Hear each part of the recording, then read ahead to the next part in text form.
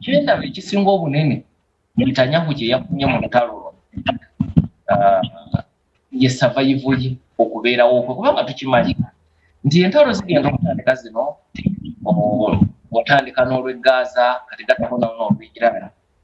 Entalo zino zigenda okutandika zonna nga Netanyahu alina ebizibu mu byobufuzi awaka. Yalina emisango gimaze omuggulwako mu mbuga z'amateeka era ne wiiki ejja asobola okukomawo akunyizibwe mu buli. Alina okusika omuguwa ne munda mu gavumenti ye yennyini ampuliriza okimanyi nti Sebo wa Shin Bet kitongole ekiketera mu ggwanga erya Isirayiri Ronen Bar Netanyahu babadde mu kusika omuguwa era mu kusika omuguwa Ronen Bar mu gwokuna n'alangirira nti agenda kulekulira obuyinza oba ofiisi yagivuddemu 16 omwezi guno 15 omwezi guno ogw'omukaaga naye mu kuva mu ofiisi atatu ne Jeno n'agenda mu kkooti awaka Netanyahu okulonda omusika wa Ronen Bar. Banga jukira Ronen Bar agenda okugenda ng'ekitongole kiri mu kubuulira Netanyahu n'abasajja ab'okulusegera mu kye bayita Qatargate scandal. Qatargate scandal y'emboozi eriwo okunoonyereza okuliwo mu Isirayiri bannamawulire bakutuma Qatargate. Ampuliriza ojja kunsonyiwa mu Qatargate waliwo abantu ba Netanyahu ab'okulusegera abanoonyerezebwako okufuna ensimbi nga zanguzi okuva eri gavumenti ya Qatar. Kyokka Qatar nga ye muvujjiriza omukulu ow'aba Hamas Isirayiri beerwana nabo mu lwananda lw'e Gaza. Kati okubuuliriza ku bantu abo kuyinza n'okutwaliramu Netanyahu kuba kwakatandika Netanyahu n'agala Ronen Bar kyakwagala. Kati Attorney General ne wiiki eno abadde mu kkooti ng'ayongera okuwa obujulizi. Attorney General mu gavumenti ya Netanyahu yabadde mu kkooti wiiki eno ng'ayongera okuwa obujulizi lwaki Netanyahu tasaanye kulonda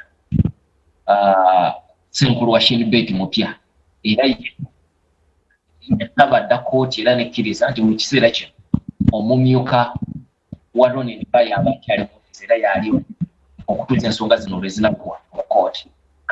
Nga Netanyahu abadde n'ebizibu bingi naye entalo zino zimuzengulu nti zifaayo olwateekeddwako omukwiti oba n'etandika okukola wali kunoonyereza okwakoleddwa opinion poll. Bapolsita be bamu babadde balaga Netanyahu mu Kibiri emabega ng'aseriva mu byobufuzi nga bw'oteekawo okulonda tasobola kukola gavumenti.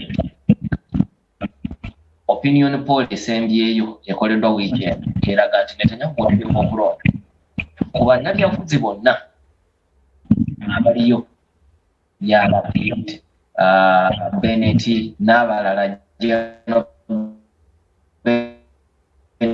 Netanyahu n'ekibiina kye kyaliko be basinga okufuza ebingi kitegeeza balina ensikizo okukola gavumenti. Kakati ye ng'omuntu mu byobufuzi okusookera ddala munaafunyemu ekirala kyafunyemu opinion poll erimu ekintu ekirala Netanyahu nti Bezalel Smotrich mu opinion poll eno balaga nti singa okulonda kwabadde wiiki eno abadde tafuna kifo kyonna mu paalamenti ya Isirayiri ey'abaka 20.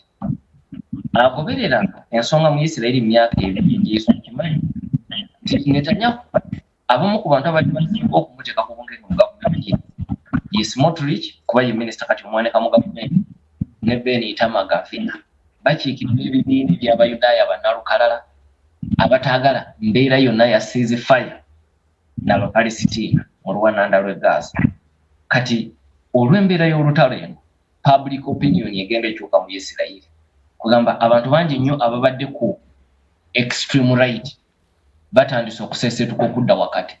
Kikyo kyola nti Smotrich olwali ekibiina kye nga kiri mu paalamenti kirina n'ababaka ensonga emusobozesa n'okubeera minisita mu gavumenti ya Netanyahu kati bakugamba singa okulonda kubeerawo wiiki eno kwabadde wiiki eno abadde tafuna kifo ekitegeeza mu kabineti empya abadde tajja kuba nsonga tasobola kutawanya Netanyahu. Kati buli lwayongera okuteeka obukenge ku Netanyahu asobola n'okumugamba nti mukulu gwe munantabula ne muyiwa gavumenti eno sinze nfiirwa nti ka tujja kuddayo mu kulonda naye gwe tojja nakukomawo wano nze waakiri nja kukomawo.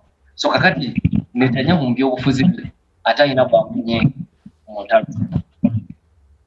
Dr.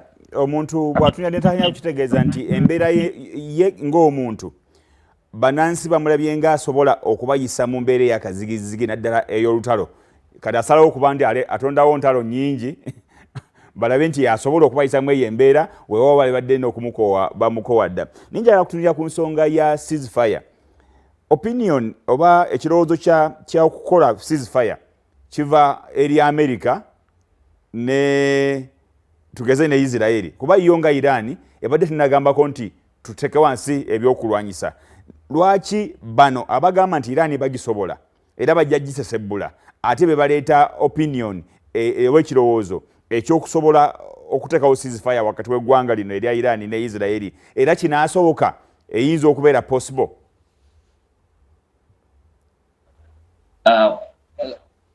Kyatundi ebiri ekisooka ku kiri Netanyahu okusinziira ku opinion polls abantu bamwagala kuba balowooza asobola entalo kyekisooka naye ekyokubiri kikyusizza ne public opinion y'abantu mu Isirairi okukitegeera nti bwe beekuumira mu mbeera ey'obwannalukala tebajja kumalako naye embeera yonna kubanga jjukira wakati wa 1993 ne 1995 Isirairi ne Palestine baali bagenda kukkaanya ku kibayita two-state solution. Bakkaanye nti waliwo ensi bbiri, Isirairi ne Palestine zibeerewo mu mirembe. Extremists ku extreme right Isirairi ne balina enteekateeka eyo kubanga ne Ssaabaminisita wa Isirairi Isaac Rabin yatemulwa kutemulwa Foster General nga bamugamba mutiitiizi atuuka atya okuteesa n'Apalestine. Kati bw'olaba opinion polls nga zikulaga nti Smotrich n'ekibiina kye bayinza n'obutadda mu Parliament kikulaga nti ba extremists abo abaavaako okutemulwa kwa Isaac Rabin omuwendo gwabwe gugenda gukendeera. Ekikuwa essuubi nti oba oli awo maaso okukkaanya enjuyi zino bbiri ziyinza okutuuka kubanga two-state solution kirabika nga yeyinza okuyamba okuzzaawo ku butebe wakati wa Isirairi na Palestina kubanga tumalawo wakati wa Isirairi ne okusika omugwa ne Iran oba okujeemu n'okusika omugwa n'amawanga amalala. So kyekisooka naye okudda ku kibuuzo kyo kino nti okuteesa kuno yadde Isirairi ebadde tetuukiriza bigendererwa byayo kituufu ebadde okwetaaga naye ne Iran ebadde ekwetaaga olw'ensonga nti waliwo kye bayita the law of unintended consequences. Kubanga Ayatollah Ali Khamenei agamba yo Isirairi tubadde tugimeze nti era okujja kwa Trump yazze kubaalaba musajja we tumukuti. Atulaba ku telefayini yaffe tulina Dr. Sam Kazibwe era ali kumukutuusaire eri abadde agezaako kutunyonnyola ku mbeera nga bweri naddala ku ludda olwa Isirairi bw'ayogedde ku nsonga ya musajja mukulu Netanyahu embeera tebadde nnungi emabegako mu ggwanga lye erya Isirairi naye nga opinion polls kati zirengedde okubaako engeri gye zimufevalingamu naye ate ne ku sayidi eno eya ceasefire we mbadde mubuuliza nti ddala lwaki kati abadde basuubira nti bamaanyi nnyo nti basobola okukuba buli ggwanga lyonna mu ngeri gye baagalamu lwaki kati be basaba enteekateeka ya ceasefire era tunyonje n'atutegeeza nti oba oliawo solution eyinza okubanga eyinza okuyamba okukomya embeera yonna eyinza obutaba kugenda maaso nakusesebbula abantu wabula okubaako enzikaanya naye ng'ate kimu ku kiyinza okweta enzikaanya kwe kugenda mu nteekateeka eyo eya ceasefire.